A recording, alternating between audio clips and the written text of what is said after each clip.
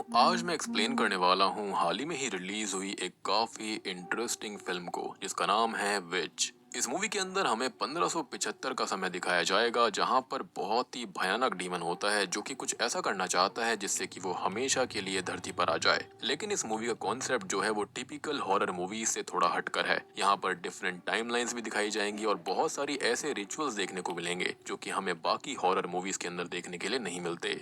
उम्मीद करता हूँ कि आपको पसंद आएगी। और दोस्तों, मैंने हाल ही में ही रोंगेंग केमातिया नाम की इंडोनेशियन हॉरर मूवी को एक्सप्लेन किया है जो कि 2024 की ही है। अगर आपने उसे नहीं देखा है जाकर देखना, काफी इंटरेस्टिंग है। उसका लिंक आपको नीचे डिस्क्रिप्शन पिन कमेंट में मिलेगा। और चैनल के ऊपर नए हैं तो सब्सक्राइब कर लीजिए। 1 मिलियन जल्दी से जल्दी पूरे करने हैं। तो चलिए अब बिना किसी देरी के चलते हैं सीधा वीडियो की तरफ। तो मूवी की शुरुआत होती है 1575 यानी कि 1575 की एक रात से, जहां पर हम देखते हैं एक आदमी विल को जो कि एक कैबिन के अंदर दो लड़कियों के ऊपर कोई रिचुअल कर रहा होता है और उसके रिचुअल से डार्कनेस अनलीश होती है जिससे वहां पर एक मिस्टीरियस ब्लैक स्मोक आने लगता है, यानी कि एक काला धुआं। अब विल यहाँ पर क्या कर रहा था, क्यों कर रहा था, ये फिलहाल हमें कुछ भी नहीं पता। लेकिन उसे रोकने के लिए टाउन का शेरिफ आता है और उस पर हमला कर देता है। लेकिन तभी टाउन का ब्लैक स्मिथ विलियम शेरिफ को रोकने लगता है, उस पर हमला करके उसे बाहर ले जाता है। वो उसको समझाने की कोशिश करता है कि वो ये सब ना रोके, लेकिन शेरिफ कहता है कि विलियम की बीवी असल में एक विच है जिसे मार कर ही सब कुछ ठीक होगा और अगर उसने उसको खत्म नहीं किया तो सब कुछ बर्बाद हो जाएगा। लेकिन विलियम उसे ऐसा नहीं करने दे सकता था और लड़ाई में वो उसे घायल करके बेहोश कर देता है। तभी हम विल को देखते हैं जो कि घायल हो गया था और वो नोटिस करता है कि वो डार्कनेस अब फाइनली उसके कंट्रोल से बाहर आ चुकी थी और वो विलियम की बीवी ट्वाइला के अंदर जा चुकी है, जिससे कि वो काफी परेशान हो जाता है और कहता है कि ये नहीं होना चाहिए था और उसे रोकने में वो फेल हो गया। अब वो अपने पास पड़ी एक एंशिएंट किताब पर अपने खून से कुछ ड्रॉ करके कुछ लिखता है और अब तक विलियम भी वहाँ पर आ गया था जो कि अपनी वाइफ ट्वाइला को संभालता है। वो उस किताब को समेटता है और मरते टाइम विल उसे ये कहता है कि विलियम को ही सब कुछ ठीक करना होगा और तभी वो एक पोशन खुद पीता है, ट्वाइला को पिलाता है और अब कुछ ही पलों में वहाँ से वो दूसरी लड़की अचानक गायब हो जाते हैं और अब वो ट्वाइला को बाहर भेजने लगता है और खुद उस किताब को जलाकर खत्म कर देता है। और हम किसी की बातें बैकग्राउंड में सुन पाते हैं कि टाउन के अंदर एक ईविल है जिसके खिलाफ लड़ने में ये किताब मेन वेपन है और अगर ये खत्म हो गई तो ईविल पूरे टाउन को खत्म कर देगा, यानी कि उसका कहर रोके नहीं रुक पाएगा। लेकिन विलियम ने उस किताब को खुद ही जला दिया था, जिसका एक सॉलिड रीजन है और इसके बारे में हमें थोड़ी देर में आइडिया लगेगा। अब वो ट्वाइला के साथ बाहर निकल जाता है जिसके साथ ही ये सीन शिफ्ट होता है और हम 4 रातों पहले से कहानी देखते हैं कि आखिर ये सब शुरू कैसे हुआ था। अब हम विल को देख पाते हैं जो कि टाउन में मौजूद होता है और वो विलियम के नाम एक खत लिखता है और विलियम यहाँ पर एक ब्लैक स्मिथ है, यानी कि लोहार है। विल इस खत में ये लिखता है कि ये उसका आखिरी मैसेज है और उसके पास वक्त बहुत कम है, लेकिन विलियम के पास कम नहीं है और अगर वो फेल हुआ भी तो फेट फुल सर्कल पर आ जाएगा और फिर विलियम को ही सारी चीजें खुद करनी पड़ेंगी। वो आगे ये लिखता है कि इस एंशिएंट किताब के अंदर पूरा रास्ता बताया गया है, यानी कि जिन्होंने पहले ईविल का सामना किया था उन्होंने सब कुछ यहाँ लिखा हुआ है और आज रात से ही चेन ऑफ इवेंट्स जो हैं वो शुरू होने वाले हैं जो कि सब कुछ चेंज कर देंगे। और अगर ट्वाइला ट्रायल में गई या फिर शेरिफ ने इंटरफेयर किया तो समझ जाना कि चीजें गलत होने वाली हैं, यानी कि कुछ ऐसा था जो कि विल पहले से ही जानता था। तभी हम गौर करते हैं कि वहाँ खून से लथपथ एक लड़की चलती हुई आती है जिसके हाथों में उसके ही माँ बाप के कटे हुए सर लटके हुए थे, जिसको देखते ही विल घबरा जाता है, लेकिन उसे अंदाजा पहले से ही था कि ये जरूर होगा और यही सारी चीजें उसने खत में लिखी थी, यानी कि चेन ऑफ इवेंट्स यहीं से शुरू होने वाले थे। अब अचानक से ही वो लड़की चिल्लाने लगती है जिसको विल रोकने की कोशिश कर रहा था, ईविल को रोकने की कोशिश कर रहा था, लेकिन इसका कोई फायदा नहीं होता। वो उसके सामने बेबस हो जाता है जिसके चलते वो वहाँ से भाग जाता है। तभी एक लेडी भी उस लड़की को देखकर चिल्लाने लगती है और अब जाकर ट्वाइला की आंख खुल जाती है जो कि अपने घर पर मौजूद थी और उसी लड़की को अपने नाइटमेयर्स में देख रही थी। अब वो अगले दिन जाकर अपने पति विलियम से बात करती है जो कि बताता है कि उस टाउन के अंदर किसी लड़की ने अपने ही माता पिता को खत्म कर दिया है, जिस पर ट्वाइला कहती है कि उसने उस लड़की की चीख को सुना था, जिस पर विलियम कहता है कि ये तो होना इम्पॉसिबल है क्योंकि वो टाउन के दूसरे साइड रहते हैं। तभी हम टाउन के जज और शेरिफ को देखते हैं जो कि उसी लड़की के बारे में बात कर रहे थे जिसने अपने माँ बाप को खत्म कर दिया था। इस लड़की का नाम जोहाना होता है और शेरिफ उस लड़की को अरेस्ट कर चुका था और जज ये कहता है कि वो जल्दी से इस मामले की पूरी जांच करे, फिर वो जल्दी से ट्रायल्स को शुरू करेंगे, यानी कि विल ने जिन ट्रायल्स के बारे में कहा था उस खत के अंदर ये ट्रायल्स वही थे। वो आगे ये कहता है कि ये टाउन सिनफुल लोगों का, विकेड लोगों का टाउन बन चुका है, जिसको वो क्लेंस करने का काम करता है, यहाँ से इविल को दूर रखने का और गॉड की ब्लेसिंग्स लाने की पूरी कोशिश कर रहा है। अब इसी बीच हम विलियम को देख पाते हैं जो कि टाउन में कुछ काम से जाता है और ट्वाइला किसी सामान की डिलीवरी करने गई थी। इसी बीच शेरिफ उस लेडी से मिलने जाता है जो कि कल रात आई विटनेस थी, जो कि अपना बयान कोर्ट में देने के लिए तैयार हो जाती है। अब अचानक से वहाँ विल आ जाता है जो कि ट्वाइला से मिलता है। वो उससे कहता है कि वो उसे और विलियम को ग्रेव डेंजर से बचाने की कोशिश कर रहा है। वो आज ट्रायल में ना जाए क्योंकि वो लड़की वहाँ पर उसे विच बता देगी, यानी कि जोहाना उसको विच कहेगी। और ये सुनकर ट्वाइला को धक्का लगता है क्योंकि ऐसा कुछ भी नहीं था, जिसके बाद वो वहाँ से चली जाती है। लेकिन एक खबरी ये सारी बातें वहाँ पर खड़ा होकर सुन रहा था और वो शेरिफ को ये बता देता है कि एक आदमी यानी कि विल के अनुसार ट्वाइला एक विच है, यानी कि उसने पूरी की पूरी कॉन्वर्सेशन को गलत समझ लिया था। अब शेरिफ ट्वाइला को तो इन्वेस्टिगेट करेगा ही, लेकिन वो जोहाना से भी मिलने जाता है जो कि आधे पोजीशन में बैठी हुई थी और शेरिफ उससे ये पूछता है कि ट्वाइला का उससे क्या लेना देना है, ट्वाइला के बारे में उसे कैसे पता चला। उसे ट्वाइला के बारे में कहीं से पता चला है कि ये सब उसकी वजह से हुआ है, तो वो सारी बातें क्लियर करे। लेकिन जोहाना कुछ भी नहीं कहती, बल्कि वो बस एक नाम लेती है, एनाबेल, और फिर ललबाय गाने लगती है, यानी कि कुछ गुनगुनाने लगती है। दूसरी ओर जज विलियम से मिलने आए हुए थे, जिससे वो ये कहते हैं कि जोहाना का ट्रायल होने वाला है और विलियम को जूरी बनाया जाता है और जूरी का काम होता है एक्यूज्ड का गुनाह साबित करना, उसे कन्विक्ट करना या फिर डिफेंड करना। अब जज के जाने के बाद में वहाँ ट्वाइला आ जाती है जो कि विलियम को एक आदमी विल के बारे में बताती है कि वो उसे मिला था, जो कि ये बोल रहा था कि वो लोग ट्रायल से दूर ही रहें और वो लड़की यानी कि जोहाना के अंदर डेविल है। लेकिन अभी विलियम इन बातों पर यकीन ही नहीं करता। खैर थोड़ी देर के बाद में हम विल को देखते हैं जो कि विलियम की वर्कशॉप से कुछ चाबियों को चुरा रहा था और एक चाबी वहीं गिर जाती है। और जैसा कि मैंने आपको बताया था कि विलियम एक ब्लैक स्मिथ है, तो वही टाउन के अंदर ताला चाबी भी बनाया करता था। अब रात को ट्वाइला को फिर से एक नाइटमेयर आता है कि वो सेल के अंदर जोहाना के साथ है, जो कि कुछ वुडू डॉल्स बना रही थी और उसके सामने एक लंबी सी शैडोई फिगर खड़ी हुई थी। अगले दिन ट्रायल शुरू होता है, जहाँ पर जज पूरी बात सुनते हैं कि जोहाना ने अपने पेरेंट्स को नींद में ही खत्म कर दिया था और वो आई विटनेस जिसने कि जोहाना के हाथों में उसके ही माता पिता के सरों को देखा था, वो अपनी गवाही भी दे देती है। और यहाँ पर शेरिफ ट्वाइला के घर पर जाता है क्योंकि वो ट्रायल के अंदर आई ही नहीं थी और वो उससे इस मामले में पूछताछ करता है, लेकिन वो खुद थोड़ी सी परेशान हो जाती है। इसी बीच शेरिफ जो होता है वो उसके हाथ में एक चाबी को देखता है, जो कि असल में रात में विल ने वहीं गिरा दी थी, जिसे उसने अभी उठा लिया है। और शेरिफ ये कहता है कि ये चाबी तो उसके एक प्रिजन की सेल की है और उसे उस पर शक होता है, जिसके चलते उसे पकड़ लिया जाता है। शेरिफ ट्वाइला को पकड़कर ट्रायल में लेकर आता है और जो जोहाना अभी तक डरी हुई थी, रहम की भीख मांग रही थी, वो अचानक से हंसने लगती है, ललबाई गाने लगती है और ये कहती है कि उसकी मदर ने कहा था कि अभी उन्हें और खेलना है। जिस पर जज कहता है कि उसने ही अपनी माँ को खत्म कर दिया है, जिस पर वो ये कहती है कि जिसने उसे बड़ा किया था वो उसकी असली माँ नहीं थी, बल्कि उसकी असली माँ तो कोई और ही है, जो कि अभी यहाँ पर मौजूद है। और वो सीधा इशारा ट्वाइला के ऊपर करती है, जिससे विलियम बहुत शॉक्ड हो जाता है। वो ये कहता है कि ये दोनों ही सेम उम्र की हैं, तो ट्वाइला उसकी माँ कैसे हो सकती है और ये कोई मिसअंडरस्टैंडिंग या फिर कुछ और होगा। साथ ही साथ जब कोई उसकी बात को नहीं मानता तो वो कोर्ट की अवहेलना करना शुरू कर देता है, जिससे उसे और ट्वाइला को दोनों को ही जेल में डाल दिया जाता है। अब रात को ट्वाइला काफी परेशान होती है, जिसे वही शैडोई फिगर बार बार हॉन्ट कर रही थी, जो कि किसी और को नहीं दिखाई देती। इसी बीच विल आकर इन दोनों को यानी कि विलियम को और ट्वाइला को वहां से आजाद करके ले जाता है। वो उन्हें जंगलों में भगा ले जाता है और रास्ते भर वो शैडोई फिगर ट्वाइला को फॉलो कर रही थी, जिससे वो बहुत परेशान हो जाती है और उसका डर बढ़ता जा रहा था। अब यहाँ शेरिफ आकर जज को सारी बात बताता है कि ये दोनों भाग चुके हैं और जज जो होता है वो शेरिफ के ऊपर गुस्सा होते हुए कहता है कि टाउन के अंदर ईविल काफी फैल रहा है, जिसे वो कैसे भी कर रोक कर रहेगा और जल्दी ही वो ट्वाइला को ढूंढे, जिसे जोहाना के साथ ही खत्म किया जाएगा।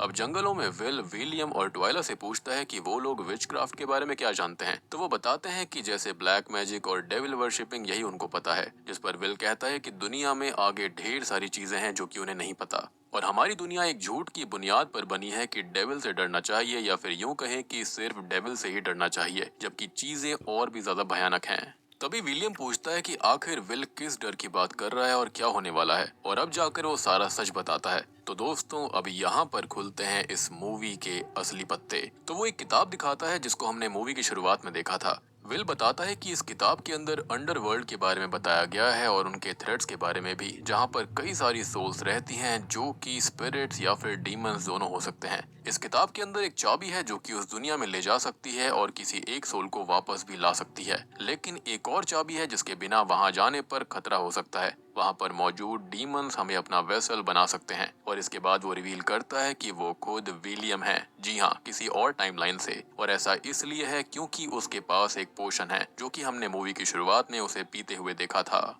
और ये पोशन कंज्यूम करने से वो एक नई लाइफ, एक नई टाइमलाइन को क्रिएट कर लेते हैं, एक नई दुनिया के अंदर, एक नई टाइमलाइन के अंदर पहुंच जाते हैं। लाइक अगर अभी विलियम ये पी लेगा तो वो इस दुनिया में तो रहेगा, लेकिन वहीं पर एक और नई टाइमलाइन, नया विलियम क्रिएट हो जाएगा। बेसिकली आप इसे टाइम पोशन कह सकते हैं। वो आगे अपनी कहानी बताता है कि उसे इस किताब के बारे में हमेशा से पता था, क्योंकि ये किताब विलियम्स का ही फेट है। इन्फिनिट विलियम्स इस दुनिया के अंदर हैं, दूसरी दुनिया में हैं, जो कि अपनी अपनी ट्वाइला को बचाने की कोशिश कर रहे हैं। और जो फेल हुआ है वो अपने अपने तरीके इस किताब के अंदर लिखता है। इनफैक्ट जो पास हो जाता है, यानी कि जो अपनी ट्वाइला को बचा लेता है, वो भी अपने तरीके इसके अंदर लिखता है, ताकि किसी की भी ट्वाइला खत्म ना हो और डीमंस यहाँ पर ना आ पाए। वो अब ये बताता है कि ये सब आखिर शुरू कैसे हुआ था। तो उसकी बीवी का नाम भी ट्वाइला ही था, जिसके बाद उसने एक बेटी को जन्म दिया जिसका नाम एनाबेल होता है। और सब कुछ ठीक चल रहा था, लेकिन एनाबेल के हाथ वो किताब लग गई थी, जिससे कि उसने काफी कुछ सीख लिया। और धीरे धीरे वक्त निकला, ट्वाइला बूढ़ी हुई और खत्म हो गई। तो वो अपनी माँ को वापस लाने के लिए, यानी कि एनाबेल अपनी माँ को वापस लाना चाहती थी, तो उसने किताब का वो रिचुअल कर दिया। लेकिन हुआ ये कि उसके पास में दूसरी चाबी नहीं होती, जिसके चलते वो फेल हो जाती है। और साथ ही साथ एक डीमन भी उससे अटैच हो चुका था। लेकिन होता यह है कि एनाबेल का शरीर खत्म हो चुका था और वो डीमन एनाबेल की बॉडी चाहता है, उसे फिर से अपना वेसल बनाना चाहता है। और इसके लिए उसे ट्वाइला के बच्चे की जरूरत है, जो कि अभी उसके पेट में पल रहा है, यानी कि यहाँ पर ट्वाइला अभी प्रेग्नेंट है। और अब आपको समझ में आया होगा कि कोर्ट के अंदर पजेस्ड हुई जोहाना ने ट्वाइला को मदर क्यों कहा था, क्योंकि वो इन्फ्लुएंस्ड हो रखी है उसी शैडोई फिगर से, जो कि असल में डिमोनिक एनाबेल है। और ये डिमोनिक एनाबेल हर बार, हर दुनिया में, हर टाइमलाइन के अंदर जोहाना जैसी लड़कियों का इस्तेमाल करती है। और अभी अगर उन्हें ट्वाइला को बचाना है तो उन्हें जोहाना को खत्म होने देना पड़ेगा। और फिर वो जो डिमोनिक एनाबेल है, यानी कि वो जो डीमन है, उसको इस किताब की हेल्प से वो बैनिश कर पाएंगे। और यही उनके पास एक लौता तरीका है। अब ये सब जानकर विलियम और ट्वाइला दोनों परेशान हो जाते हैं और अचानक से ट्वाइला को फिर से डिमोनिक एनाबेल के विजन्स हॉन्ट करते हैं। लेकिन हमें दिखाया जाता है कि जो ट्वाइला है वो हर टाइमलाइन में अच्छी है, हर दुनिया में अच्छी है। वो विल से ये कहती है कि कोई और तरीका ढूंढा जाए, क्योंकि वो जोहाना जैसी बेगुनाह को नहीं मरने दे सकते। क्योंकि देखा जाए तो अल्टीमेटली जोहाना की कोई भी गलती नहीं थी, उसके अंदर एक पोजीशन हो चुका था। अब विल जाने से पहले विलियम से मिलता है और कहता है कि उन्हें उस डीमन को बाहर यहाँ तक लाना होगा और फिर वो उसे बैनिश कर सकते हैं। और वो उसको एक कैंडल देता है कि इससे डीमन उनसे दूर रहेगा। शायद से ये सारी जानकारी उसी किताब से उन्हें मिली होगी। अब फिलहाल तो वो डीमन यहाँ पर नहीं था, लेकिन उनकी सेफ्टी के लिए फिर भी वो कैंडल दे दी गई। और इसी बीच विलियम कहता है कि अगर वो इस किताब को जला दे तो क्या होगा। तभी विल ये कहता है कि ये किताब उनके पास एक लौता टूल है ईविल से लड़ने के लिए। और यही बातें हमने मूवी की स्टार्टिंग में भी सुनी थी। तभी विल जोहाना को आजाद कराने जाता है, लेकिन वो करा नहीं पाता और वहाँ से भाग जाता है। लेकिन रास्ते में उसे एनाबेल की बनाई हुई डॉल्स दिखाई देती हैं, यानी कि उस डीमन के द्वारा बनाई गई। और यही डॉल्स हमने ट्वाइला के विजन्स में देखी थी, जिन्हें हमने वूडू डॉल समझ लिया था। असल में ये सारी की सारी बनाई हुई डॉल्स एनाबेल की थी, जो कि अब विल किसी और लड़की को दे देता है और उसके बाद वो पकड़ा जाता है। यहाँ विलियम और ट्वाइला के पास एक सोल्जर आता है जिसको वो पकड़ लेते हैं, लेकिन भागने के चक्कर में विलियम ट्वाइला से अलग हो जाता है और उस सोल्जर को भी खत्म कर देता है। अब वो विल को बचाने जा रहा था, जिसे जोहाना के साथ ही खत्म किया जाना था। लेकिन हम नोटिस कर पाते हैं कि जोहाना नॉर्मल हो जाती है और वो मारी जाती है, यानी कि वो पोजीशन में बिल्कुल नहीं थी।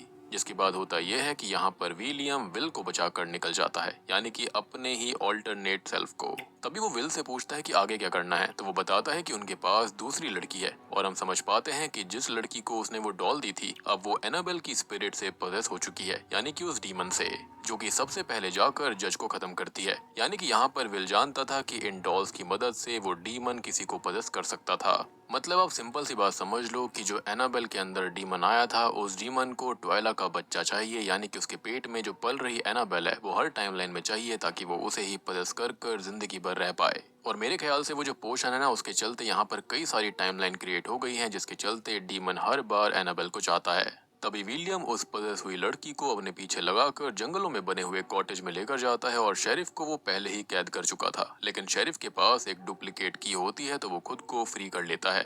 अब यहाँ होता यह है कि ट्वाइला को वो डिमोनिक एनाबेल अपने विजन्स में कैद कर लेती है और वो यहाँ पर घूमते हुए फेट के चलते कॉटेज तक आ जाती है, जहाँ पर विल अपना एग्जॉर्सिज्म शुरू करता है, जिसके अंदर वो उस पजेस हुई लड़की से डीमन को बैनिश करना चाहता था। लेकिन मूवी की स्टार्टिंग में हम देख चुके हैं कि वो फेल हो चुके थे, यानी कि ये वही सीन था जो कि शुरुआत में था, और ट्वाइला को एनाबेल पोजेशन में ले लेती है, मतलब कि उसके बच्चे तक पहुंच जाती है, क्योंकि उसका वही गोल था, बेसिकली फिर से उसे जन्म लेना था इंसानी रूप में। अब विलियम ये सोचता है कि इस किताब के इन पेजेस को जलाकर वो सब कुछ खत्म कर देगा, लेकिन ऐसा कुछ नहीं होता। वो चाह रहा था कि ये लूप टूट जाए, लेकिन कुछ भी नहीं हुआ, क्योंकि 36 साल बाद हम बूढ़े विलियम को उसी सीन में देखते हैं जिस सीन में हमने विल को देखा था जब जोहाना उसके सामने आई थी। और अब तो सब कुछ समझ गए होंगे कि यहाँ पर फेट अपने फुल सर्कल को कंप्लीट कर रहा है और ये साइकिल कभी टूटी ही नहीं है, यानी कि ये सब कुछ चलता रहेगा ऐसे ही। यानी कि विल ने वो पोशन एंड में पिया था, जिसके चलते नई टाइमलाइन फिर से क्रिएट हुई, और ऐसी ही ये चीज चलती रहती है बार बार over the period of time. मतलब कि ये साइकिल कभी टूटी नहीं थी, वो तब से जारी थी। और ये किताब कैसे कंप्लीट होती है, क्योंकि वो तो जल गई थी, तो इसका आंसर साफ है। ये जो विलियम्स होते हैं, जो बूढ़े होते रहते हैं, वो इस किताब को कंप्लीट करते रहते हैं, चाहे कोई भी पेज कट जाए, फट जाए, जल जाए। ये किताब यहाँ पर विलियम के फेट को दर्शाती है और उसे उस किताब को कंप्लीट करना ही होता है, और उस किताब का ही काम है विलियम को लूप में डाल देना। खैर, अब यहाँ से कहानी पोस्ट क्रेडिट सीन में जाती है, जहाँ पर हम एक लेडी और एक आदमी को देखते हैं जो कि मॉडर्न टाइम्स में इस किताब को ढूंढ रहे थे, ऑब्वियस रीजंस की वजह से। हो सकता है कि उन्हें भी किसी न किसी सोल को जिंदा करना होगा, लेकिन हम जानते हैं कि यहाँ पर तो ऑलरेडी एक लूप चल रहा था, या फिर ये कह सकते हैं कि ये वो मोमेंट आ चुका है जहाँ पर विलियम वाला लूप टूटकर कहीं और चला जाएगा। उन्होंने एक लड़की को होस्टेज करके रखा हुआ था, जिसे वो किताब मिलते ही मार डालते हैं, और एक्सपीरियंस बोलता है कि ये दोनों अच्छे नहीं थे, जिसके बाद यहाँ पर भयानक चीजें होना शुरू होती हैं। असल में जिस लड़की को उन्होंने मारा था वो फिर से जिंदा हो जाती है, क्योंकि उसके अंदर शक्तियाँ थीं, और हो ना हो ये कोई और नहीं बल्कि ट्वाइला और विलियम की ही बेटी है, जिसको पैदा होने से पहले ही एनाबेल ने स्टार्टिंग में अपना वेसल बना लिया था, एंड मोस्ट प्रोबेबली इसका ही नाम द इविल एनाबेल ही होगा। और बूम, इसी के साथ में द विच मूवी यहीं पर खत्म हो जाती है। तो दोस्तों, ये थी द विच फिल्म की कहानी। उम्मीद करता हूँ कि आपको ये पसंद आई होगी। आई नो कि ये काफी कंफ्यूजिंग है, क्योंकि इसके अंदर ढेर सारी टाइमलाइंस और अजीब चीजें चल रही हैं, लेकिन आप इसको बिल्कुल सिंपल तरह से समझो। विलियम और ट्वाइला एक कपल होते हैं जिनकी बच्ची का नाम एनाबेल होता है। अब यहाँ पर इनके पास एक एंशिएंट किताब पहले से ही थी। अब क्यों थी ये बिल्कुल नहीं पता, माइट भी ये दोनों हो सकते हैं कि विच क्राफ्ट या फिर ब्लैक मैजिक में होंगे, क्योंकि इन दोनों को ही विच क्राफ्ट और डेविल के बारे में पहले से पता था, तो माइट भी ये लोग शायद से कुछ ना कुछ जानकारी के लिए इसको रखते होंगे। अब ये जो किताब होती है वो बड़े होते होते एनाबेल के हाथ लग जाती है, जिसको पता चल जाता है कि अंडरवर्ल्ड में जाकर एक की मदद से एक सोल को आजाद किया जा सकता है, लेकिन उसके चलते दूसरी चाबी भी लगती है, ताकि उस रिचुअल को इस्तेमाल करने वाले के साथ कोई डीमन अटैच होकर ना आ जाए। अब एनाबेल तो बड़ी हो जाती है, लेकिन उसकी मदर ट्वाइला खत्म हो गई थी, ऑब्वियसली अपने ओल्ड एज की वजह से। इस चीज को एनाबेल सहन नहीं कर पाई। उसने ये रिचुअल कंप्लीट किया, लेकिन वो फेल हो जाता है और एक डीमन ने खुद को एनाबेल से अटैच कर लिया था। अब शायद से हुआ ये होगा कि विलियम ने अपनी बेटी को बचाने के लिए एक पोशन बनाया होगा, जिसके चलते वो नई टाइमलाइन को क्रिएट करके वहां पर एटलीस्ट अपनी बच्ची को बचा पाए। और इसको आप बिल्कुल ऐसा समझो जैसे कि स्कारलेट विच ने किया था। वो चाहती थी कि उसे अपने बच्चे चाहिए थे, तो वो अलग अलग टाइमलाइंस में जाकर अपने बच्चों को ढूंढ रही थी। यहाँ पर भी बिल्कुल सेम चीज है, बस फर्क इतना है कि यहाँ पर विलियम और ट्वाइला और एनाबेल और वो डीमन जो है एक लूप के अंदर फंस गए थे। जैसे ही विलियम इस टाइम पोशन को पिया करता था, एक नई टाइमलाइन क्रिएट हो जाया करती। और एग्जाम्पल के लिए हम शुरुआत वाली टाइमलाइन को ही ले लेते हैं, जहाँ पर विल यानी कि विलियम खुद ही विलियम और ट्वाइला को बचाने आया था, ताकि ट्वाइला के पेट में पल रहे बच्चे को वो डीमन पजेस ना कर ले। माइट भी विलियम ने ये चीज कभी इनिशियली पूरी नहीं होने दी होगी। पोजेशन के चलते उसने कुछ ऐसा कर दिया होगा, जिसके चलते वो एक उम्मीद ढूंढ रहा था ताकि वो अपनी बच्ची को बचा पाए। लेकिन कहते हैं ना कि फेट काफी भयानक होता है और ईविल चीजें भी भयानक होती हैं। एंड आई पर्सनली बिलीव कि जो ये वाली टाइमलाइन थी, इसके अंदर पक्का एनाबेल को उस डीमन ने पजेस कर लिया था, क्योंकि अंत में जो लड़की होती है उसके अंदर हम साफ देख पाते हैं कि कुछ ना कुछ उसके अंदर शक्तियां थी। अदरवाइज खत्म होने के बावजूद भी वो जिंदा कैसे हो गई। विलियम बस उस डीमन को रोकना चाहता था, अपनी बेटी को बचाना चाहता था, लेकिन हर टाइमलाइन में कुछ ना कुछ दिक्कत हो जाया करती, और वो इस किताब के अंदर अपने अपने मेथड्स को लिख दिया करते थे अलग अलग टाइमलाइन के विलियम्स, ताकि नेक्स्ट वाले को पता चल सके कि उसे क्या करना है और क्या नहीं करना है, और क्या मेथड वो इस्तेमाल कर चुके हैं जिससे फेलियर होता है या फिर पास होता है इंसान। बट वही बात है कि ये जो डीमन है वो काफी ज्यादा चालाक है, काफी भयानक है, जिसके चलते वो हर टाइमलाइन में जा जाकर कुछ ना कुछ ऐसा करता है ताकि वो एनाबेल को ही पजेस करके रखे। अब देखो एंड में कोई भी सॉलिड कंक्लूजन तो नहीं निकलता है, लेकिन आपको यहाँ पर कॉन्सेप्ट समझ में आ गया होगा कि आखिर ये डीमन, विलियम और ट्वाइला और एनाबेल चाहते क्या थे। उम्मीद करता हूँ कि आपको वीडियो पसंद आई होगी, समझ में आई होगी। समझ में आई है तो इसी बात पर वीडियो को लाइक कर देना, चैनल के ऊपर नए हैं तो सब्सक्राइब कर लीजिए और रोंग गैंग केमातियान नाम की फिल्म को जरूर देखिएगा। काफी interesting Indonesian cursed horror movie है। उसका लिंक आपको नीचे डिस्क्रिप्शन पिन कमेंट में मिल जाएगा।